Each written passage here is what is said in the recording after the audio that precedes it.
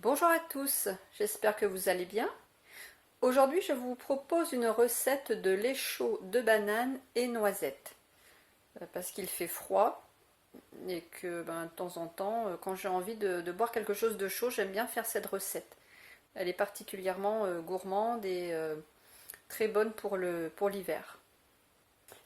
Alors voilà les ingrédients, 5 bananes.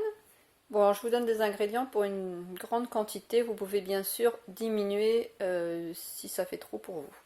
Donc 5 bananes, je vais mettre 500 ml d'eau, donc un demi-litre d'eau, et je mets de la purée de noisettes. Alors c'est pas de la pâte à tartiner, hein, c'est vraiment 100% purée de noisettes, c'est la purée de noisettes crue. Donc je vais mettre une cuillère à soupe. Et de la cannelle. Alors, si autrement, ce que vous pouvez faire si vous n'avez pas de purée de noisettes, vous pouvez tout simplement acheter une brique de lait de noisette, du lait de noisette en brique. Je commence par mettre l'eau dans le blender. Et je rajoute une cuillère à soupe de purée de noisettes. Je vais mixer pour faire le lait de noisette.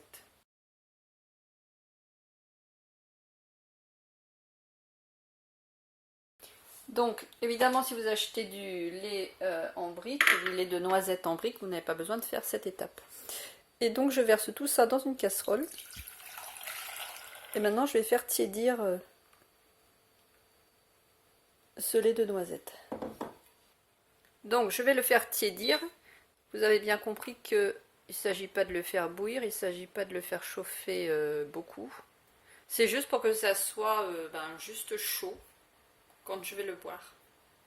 Pendant ce temps-là, je vais préparer les bananes, je vais les couper en rondelles.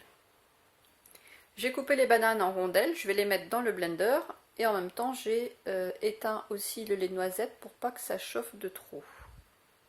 Je rajoute la cannelle.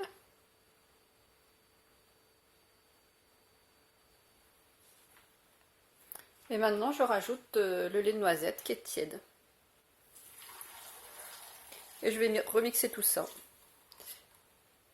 Alors si c'est tiède, votre blender ne risque rien. Mais bien sûr, ne mettez pas quelque chose de bouillant dans un blender parce que en plus, bon, s'il est en plastique, ça va vous le casser. Le mien, il est en verre, donc il est déjà beaucoup plus résistant. Mais de toute façon, le but, c'est pas de faire cuire les bananes, c'est pas d'avoir un truc super chaud. Ce que je veux, c'est garder toutes les vitamines. Donc juste, voilà, si c'est tiède, votre blender ne risque rien.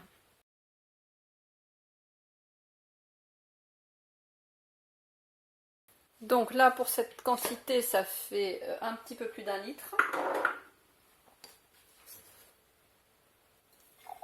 Et là, c'est juste bon à boire. Alors c'est parfait pour le petit déjeuner, à la place d'un smoothie qui est généralement froid, on a quelque chose de chaud.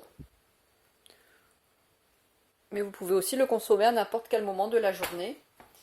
Quand vous revenez d'une balade, par exemple, vous avez envie de quelque chose de chaud. C'est une recette qui est très bonne pour cette période automne-hiver. Quand il fait froid, que le temps est humide, c'est une boisson très réconfortante.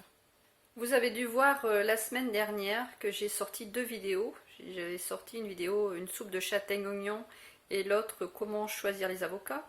Je vais essayer de faire 2 vidéos par semaine à partir de maintenant. Donc le jeudi toujours 12h30 et le dimanche matin à 8h. Enfin je vais essayer parce que bon, c'est quand même beaucoup de travail. Donc bon, on va voir si j'arrive à tenir le rythme. Merci d'avoir regardé cette vidéo. Si elle vous a plu, pensez à vous abonner si ce n'est pas encore fait et à appuyer sur la cloche pour recevoir les vidéos suivantes. Merci aussi de les partager, de liker, de laisser vos commentaires. Enfin voilà, comme d'habitude. Je vous souhaite une bonne journée et je vous dis à dimanche prochain. Encore une fois, merci à tous et à bientôt.